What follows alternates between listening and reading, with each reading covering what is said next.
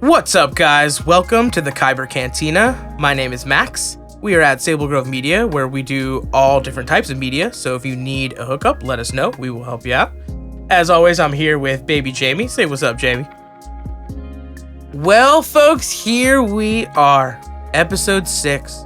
And we will be doing, for our 6th episode, episode 6, which is to say, Star Wars episode 6.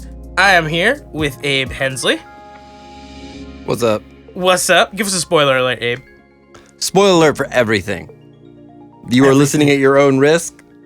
Spoiler alert for original Tridge. Enter at your own peril. Orig Tridge. Yep. That's what we're calling That's it. what we're calling it, right? Orig Tridge. Orig Tridge. Prequel Sequels, Tridge. prequels, All Clone that. Wars, Comedy Central Clone Wars, licensed coloring books. Yep, all that. Games, Constitution. movies, If you haven't read it, I'm so Comic sorry. books. Maybe Yep. we'll learn you something. all that stuff. So, episode 6. Tell me about episode 6. How old were you when episode 6 was no longer your favorite Star Wars movie? When did you lose your innocence? When did I lose my innocence? That's such a good question. It's a good question because Star Wars fans would hear it and be like, yeah, that's accurate. Let's see, how old was I, man? When did you feel the pressure to be cool? I'm 18, thinking like, honestly, like 17, 18 is when I made the reservation that episode 5 is the best made one. It's like the Lord of the Rings. Like, the more you watch it as you grow as a person, the fiction kind of changes because you're more aware of more. And these are movies, so like when you really look at it through the lens of good directing and stuff, yeah, I'd say episode 5 is the best one, but it's not my favorite. It's not like the one I grew up on. Like, I had a VHS tape of the original Gulliver's Travels and Home Alone and episode 6. And you know how kids like watch that shit over and over. So you can imagine me 4 years old. I've seen on Stand the By bed. Me probably 300 times. Is that your movie? Yeah, That was my Aladdin movie. for me, man. Aladdin. I think I like saw my mom watching live action Aladdin the other day. I was like, how are you watching this? I've put you through hours of this. So, and yeah, Star Wars too. But I think, yeah, it's like, these older movies are like really high quality in their like mythos and stuff. And this is the thing with the new trilogy is like, they weren't careful about giving us material that future generations can still look at, like the original trilogy. But when was the and last take time away- you actually watched the original trilogy? Devin, my friend Devin, I mean, if you're a listener to this podcast, then you'll know him. He and I marathoned them when episode 9 came out, so not that long ago, like 2 years ago. But you know me, man, like I'm always watching them. I don't know. I watched the trailer before we did this podcast. For what, and for this? It looked rough. It looked rough. What is it, 1983? My takeaway was computers make special effects better. For sure. You're talking about an actual trailer I from think them? we've all been complaining way too much about it being a lived-in universe. Because it does not look super fantastic. The walkers are super jerky. Funky. Oh. And like, you're like, that guy's definitely in a suit. You know? So you can tell. Yeah. You can definitely tell. I mean, And I don't know what the episode space combat 4 looked scenes like. aren't nearly as fluid. Yeah, like I know that like in episode 4 is when I noticed it the most. And I guess in episode 6 a little bit. Like in Jabba's palace, they first off changed the song in there and then changed it back. Yeah. No, I'm sorry. They haven't changed it back. It is a new Max Rebo song. The song they changed was the Cantina Band in episode 4, and they finally changed that back on Disney Plus. But yeah, like all of the effects and stuff that they've been doing with episode 6, We need I don't the even know original what the theatrical original- releases. I know that We need you. them. I want them back. Remaster them in 4K or whatever, but just don't change anything. You always want these original trilogies. The original, back. So but they don't exist. You can't get them when anymore. did that happen? That controversy? Because there was a thing a while back. It that was when like, the prequels came out, because I was older and I actually was remember it. 9. But that was part of the thing is they re-released them in the theaters. Yeah. And not only did they digitally remaster them all and put it into Dolby surround sound, Yeah. they added all these little weird scenes and changed a few things and added characters in the background and made Han shoot first and all that. Yeah, BS. see that whole thing with Han shooting first, the words there, right, suggest that someone shot second. And I subscribe to this original version that Han Solo just like shot a guy through a table and was like, fuck you, I'm leaving. Yeah, it's not Han shot first. He's it's like Han the shot. only one. He just like killed the guy. I also like so Jabba was a human, Jabba the Human, and now he's Jabba the Hutt. You know about all that? Yeah, it's genius that they had the foresight to not show us Jabba until Right. the third movie. Because as a kid, like it was the scariest, best part of the movie. Yeah, the it's whole like Jabba finally Palace seeing him. Right. first act. Like it was pretty terrifying as a child to watch the Rancor try to eat big Luke. Rancor. Oh yes, absolutely. It really is scary. And I always ask myself, does he throw that rock using the Force? Because if it was me, I couldn't hit that button. I'd be fucked. Oh, that was 100% Force. Kill me. Yeah. As a child, that was really scary. I believed in the Force. There's also that big fat dude that comes in, and he's like really beat up about the Rancor. You know what I'm talking about? He was like the Rancor trainer guy. Sure, but that's all I know about him. He's Rancor trainer guy, and he's really, really upset. And as a kid, I felt bad for him. I was like, damn, that sucks. Yeah, you're supposed to feel bad for him because design. that's how you know you're a good human being. Yo, fuck him. Like, yeah, he's like a monster for Jabba. And yeah, I think Jabba, we need more dude. movies like that, though. But the thing I'm saying is Jabba is in episode 4 now in the remaster, where Han Solo, they shot scenes with Harrison and a human. And he actually walks behind the guy, like the actor, when he says, Jabba, you're a wonderful human being. And he like walks behind this actor because the dialogue is he's a human. And they still left it in, but they have Han Solo walk over his tail. And digital Jabba's like, horrible. Yeah. And I don't know if because there was a middle period in the first set of changes where they did not look good. Like it was way worse quality than even what the prequels brought us as far as computer generated special effects. And then after all the prequels were over, they redid everything again and it looked slightly better. I can't even keep track with how much they've done. I know, and that's like why you can like look we at need it and the tell original sometimes, but yeah, I'd really want to see it because people in the 70s watched it and had their minds freaking blown. And it would be really cool to just see how he originally put it together. Because they've probably retconned stuff. I bet the version I saw as a kid wasn't even the original, right? Like on VHS, whatever I saw on TV probably had updates to it too. So I know there was a blue lightsaber. Well, no, there's like never episode been. 6 is That's a blue the point, lightsaber. Is there's never been supposedly. a widescreen release of the theatrical cut on home video. It's either you've seen the whole movie, but it was condensed. Yeah, I didn't realize that. For programming purposes. You know. Yeah, they had a blue lightsaber in this one, in episode 6 originally. It was blue the whole way because they didn't have the technology to have the green show up. So I like that that's like a thing now of like grown-up Luke has a green lightsaber, and they put it in Mando and stuff like that because all of the sequel trilogy happened and there was a green lightsaber for like 1 second in a movie where lightsabers didn't collide in the whole movie, episode 8. You know? So I like the green lightsaber thing, but that's the only point I'm really making there is you see it finally when he turns on the lightsaber in episode 6 during my favorite line in all of Star Wars. I'm talking every movie, every book, every game I've ever seen, there's no line like this line where Luke, let me backtrack. Mando, Han Solo, right? They're so opposite because Mando's like, you're a really special kid, and oh my god, I love you so much, you're so special. And Han Solo in episode 6 is like, I've been out of it for a little bit, and now everyone has delusions of grandeur. A Jedi Knight, like that's ridiculous. So Luke Skywalker is on the edge of the plank before he jumps in the Sarlacc, and he gives Jabba an ultimatum, and that's the line. He says, Jabba, this is your last chance. Free us or die. And he knew he was going to say that, because beforehand, Jabba's like, 3PO's translating, he's like, if you have any last words, go ahead and say them. Mark Hamill gives this look, like, over his shoulder at the camera with Han Solo, knowing, like, hey, go talk some shit, because I'm going to kill everyone here. And Han Solo's like, you tell that pile of worm-ridden filth. And Luke's just like, yeah, you fucking tell him. And then he says the ultimatum, free us or die. And Jabba didn't free them that day. And he did show up with a lightsaber and kill everyone. And the saddest part about all of it is Han Solo couldn't even see the whole thing. He was fucking blind from the carbonite. That's a goddamn shame. Like, that is so stupid. And then the lightsaber comes up later and you're like, oh, well, I just saw what he did. This is serious. So they're in the forest of Endor. Pew, pew, right? He's like, block, block, dodge, slice. Okay, the man has a lightsaber. Where was Han Solo? Nowhere. And then he goes to the Death Star and fights the single greatest Sith Lord that's ever lived and defeats the Emperor. Where was Han Solo? Nowhere. So he's just like this dude with a lightsaber. Not only does he do that, Luke Skywalker's not. No one else believes that he can turn Darth Vader around. No one else believes that he should even go confront him. Truly a Jedi. Ghost Ben Kenobi says no, he's more man than machine. There's nothing left. Evil. The lost cause. Yeah, he turned him around. I wonder about Ahsoka. Ahsoka had hope for him because that was her whole thing. Order 66 happens in the Clone Wars, and she's like, oh shit, we have to save all these clones. I can't kill them. They're not bad people. Dumb. Darth Maul was there. So dangerous. But she survived.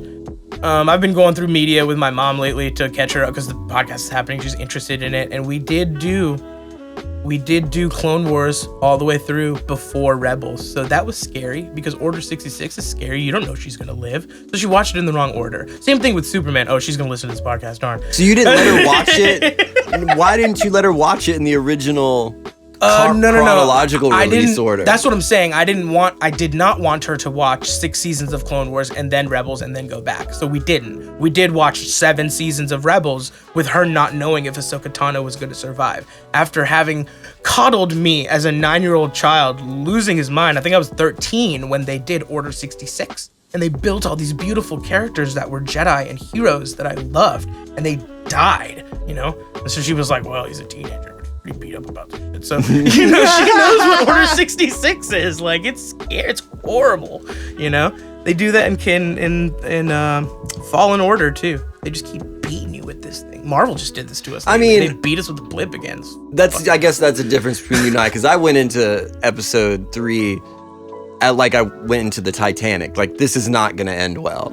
Like, it's about the journey there. It's not about the destination. The boat is going to sink at the end of the movie. At the end of the movie, it's going to be bad, yeah. People will die. It's sad. There's a book called The Last Days of Krypton, and you know the planet's going to blow up, and they sell you on how beautiful the characters are. It's awful, and you just know. It's like when Doctor Who goes to Pompeii. I'm like, why are we here? Why are we here today? Because all they love to do in Doctor Who is get you to fall in love with people and then kill them. Terrible. Anyway, we've digressed from Star Wars. But of all the changes that they made in the original trilogy, they didn't add the scene in the very beginning where Luke was putting together his brand new lightsaber. Right, yeah. And of all of the things they could have changed and deleted scenes they could have added back in, that was the one that I would have preferred they had. I think it was cool. He jumped off the plank, did a backflip, turned on the green lightsaber. Because as a child, I remember my first thought was like, oh my gosh, what's going to happen? And then it was like, killed everyone? They're all dead? All of them? Like with a lightsaber? What's that? Like, insane. Well, he didn't kill them all. Point the gun to the thing. I was Leia also took at out the age Jabba. where, like, I didn't care if she was in a bikini or whatever. It didn't matter to me. I was little, you know? Britney Spears was dancing with snakes and shit when I was like 9. I didn't care. I didn't know what she was doing. So yeah, that's because Star Wars. So like, I've never thought of Princess Leia that way. But that's a big iconic thing. Is like Carrie Fisher went through a lot of forced weight loss, I guess, like psychological kind of. You have to lose weight, Carrie, for the thing. So. Yeah, that's a touchy point. And that's changed over time. It used to be, look how hot she is. And now it's like, look what they did to her. They like put her in that thing and made her do that. So Star Wars changes. I like that. But whatever. So do cosplayers still do Slave Leia? I think they do. I don't know. I mean, it's their choice to like dress themselves that way.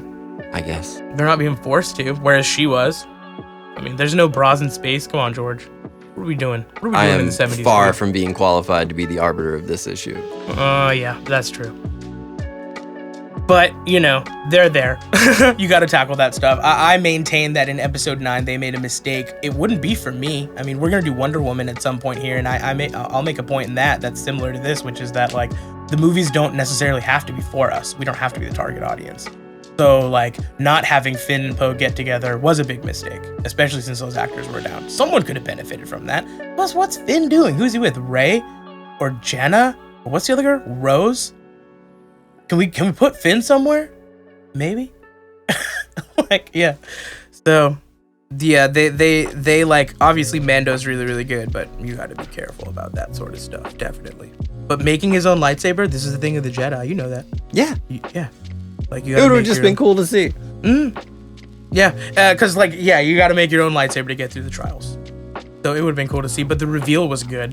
I mean, how would you reveal it if you could do it your own way? Just like, okay, Luke's got a new lightsaber. How's it going to happen?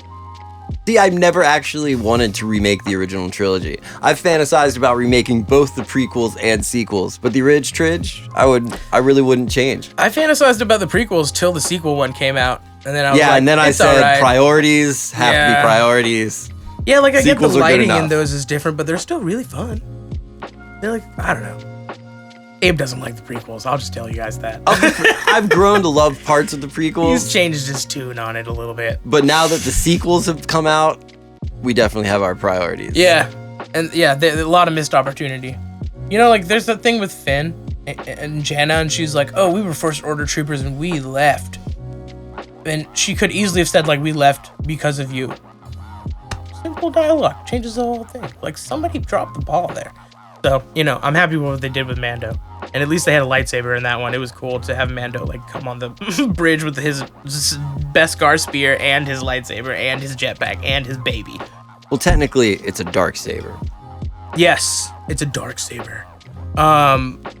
Wait, how do lightsabers turn black? Do you know that?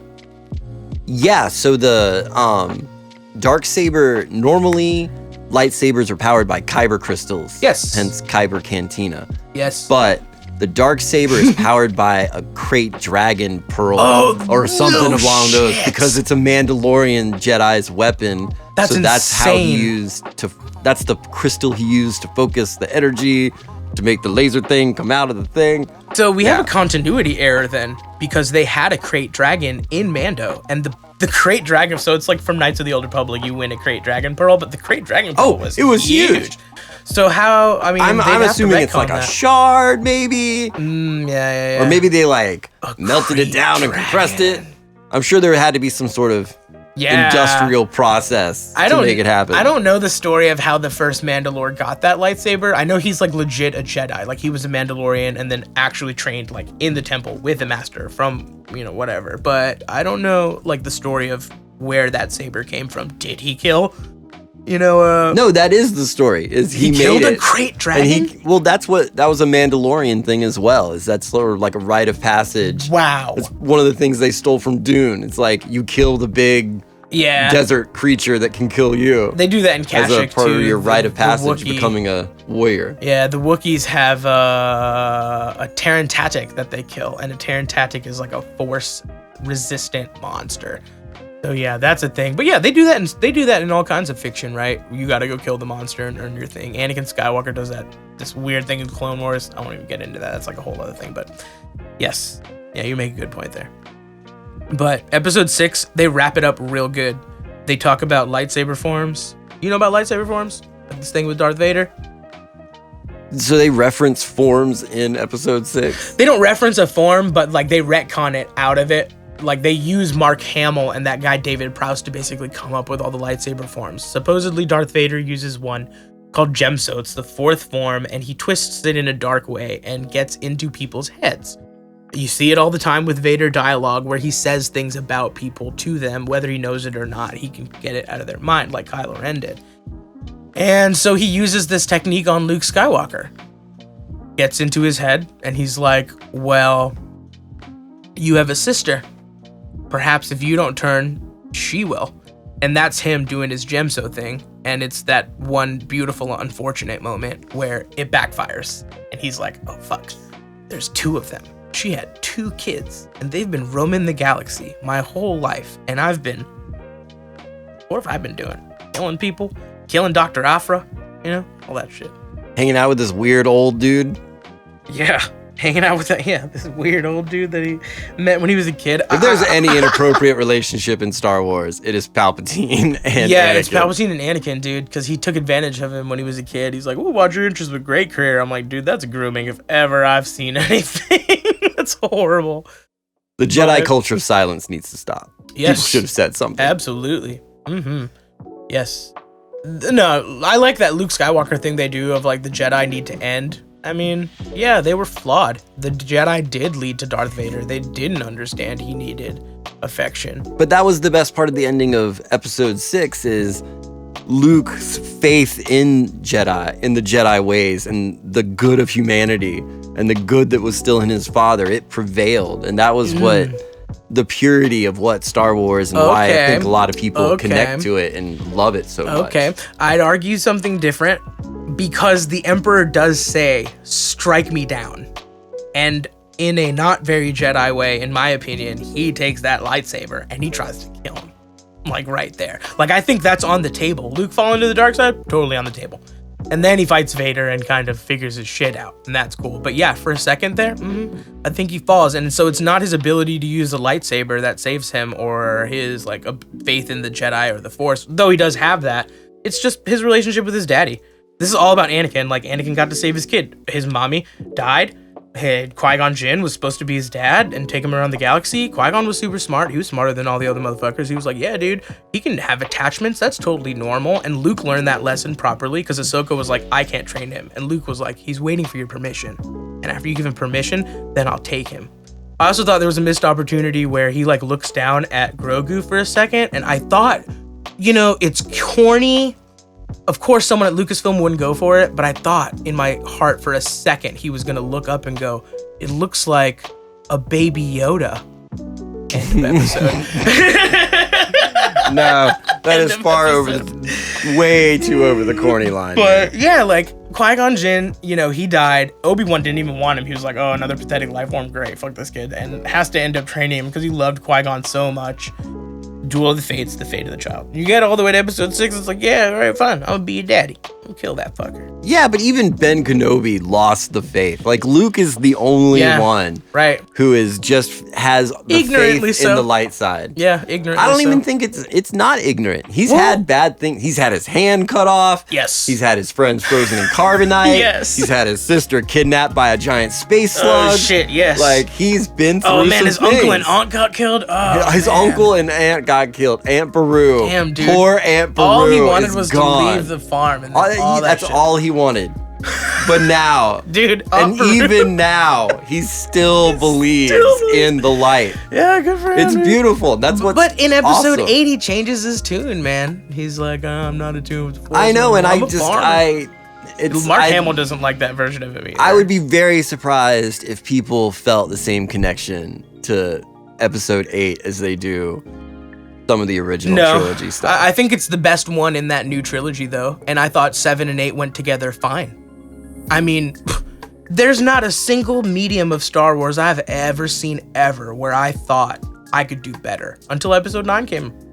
And finally, I joined the ranks of so many veterans in the Star Wars community. Welcome to the dark side. Thank you. I hate one of the movies. I know. Finally. George Lucas ruined my childhood, too. Ugh. Yeah, that documentary, People vs. George Lucas, was like really weird. I don't know why people went after him so hard. It's definitely affected a lot of people's opinion on him, but Mark Hamill wasn't playing that game. So he didn't do it. But yeah, I can't even remember what it was now, but somebody made this connection to like, just like Anakin Skywalker, George Lucas became the thing he feared to become. Like, oh my God, what are you guys doing? He's like, no, I don't want to become a big company, so I'll stay to myself. And then he became a big company. Like, you have become the very thing you swore to destroy. No, he didn't. He just always wanted to be his own boss. Yeah. And now he's his own boss and gets to tell people what to do and not care if you don't like his movies. Yep, Stan Lee too, dude. Yeah. Any bad superhero, he was just like, well, you either make this or how about this? You're fired. Excelsior! And then they have to make whatever the fuck you want them to make at the end. Shit, so. But yeah, he's the boss. He's the boss. Ant-Man, dude, I'm the boss. I'm the boss. Without him, we wouldn't be here talking about it today. Yeah, that's true. So I'm glad somebody you did a great job. Put forth the effort to make this universe an actual thing that we can all enjoy. Yeah, at first he was very careful. Like every single story that was written, every single game, he was like, yo, we gotta make sure like we're set on what's going on. So I'm trying to think, episode 6. So yeah, Han Solo, you remember he like taps a dude on the shoulder and runs away? It's those little moments that I like about the characters. I was really trying to avoid any Endor scene speak because those are all like the weakest parts of the movie for me. Yeah, they went back through in Battlefront 2 though, the 4th one. It goes Battlefront, Battlefront 2, Battlefront, Battlefront 2. 4 games. I don't know why. Don't ask me. Xbox 360, Xbox One, I don't know. PlayStation 1, 2, 3, 4, 5. Simple, right? But gosh, man, how do I do that? I always go to a place and forget what I was saying. That's okay. It happens. My greatest Battlefront 2, the first Battlefront 2 thank you, memory is playing a mission on Naboo where I was down to just one Wookiee and several drones, and I was up against like 200 stormtroopers, and I methodically took them all out and won the battle. It was amazing. With your one Wookiee. One Wookiee and like 3 remote drones. Those games were so immersive. It was epic. They really were. I mean, this is nearly 15 years ago, and I still remember it. Yeah, but the Battlefront 2 storyline starts out with these 3 Imperials in a very special tactical unit, and they're looking up at the sky as the Death Star explodes, and that's like where the story starts. And they end up defecting because like the Empire's corrupt. Operation Cinder, which Homeboy like mentioned. Yeah. So. One Wookiee to rule them all. Yeah. Well, if we have a little time, we might as well just get the Ewoks out of the way. All right. Real quick. Okay. I know Barney Stinson has a thing on this. You do your thing. If you've ever seen how I'm two schools of thought. Mm-hmm. The movie was made for kids. They're super cute. Or Ewoks are terrible, horrible, scary cannibals. Oh, but ¿por qué no las dos, right? Like, you got these little furry monsters that defeated the Empire. Like I don't think anyone really gives the Ewoks enough credit. Dude, as if they weren't cute enough, they also made little baby Ewoks in there. Like, they had something to work with for Grogu, for sure. But the Ewoks, yeah, if you, Barney Stinson has this joke in How I Met Your Mother to determine the age of his girlfriend, and she says that she likes the Ewoks. And he's like, how could she like Ewoks? That means she was born after this date, which means she's way too young.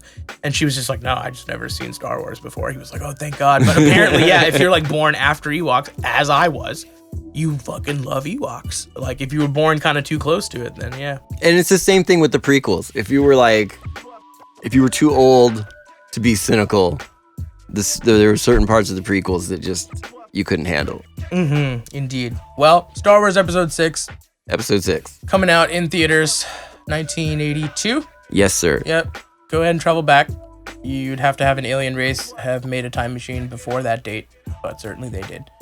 And yeah, after you do that, I hope you go and enjoy. It's a really, really cool movie. Maybe you'll see a blue lightsaber. But with that, that is all we have today. Abe, thank you so much for being here. Thank you. I really, really appreciate it. And until our paths cross.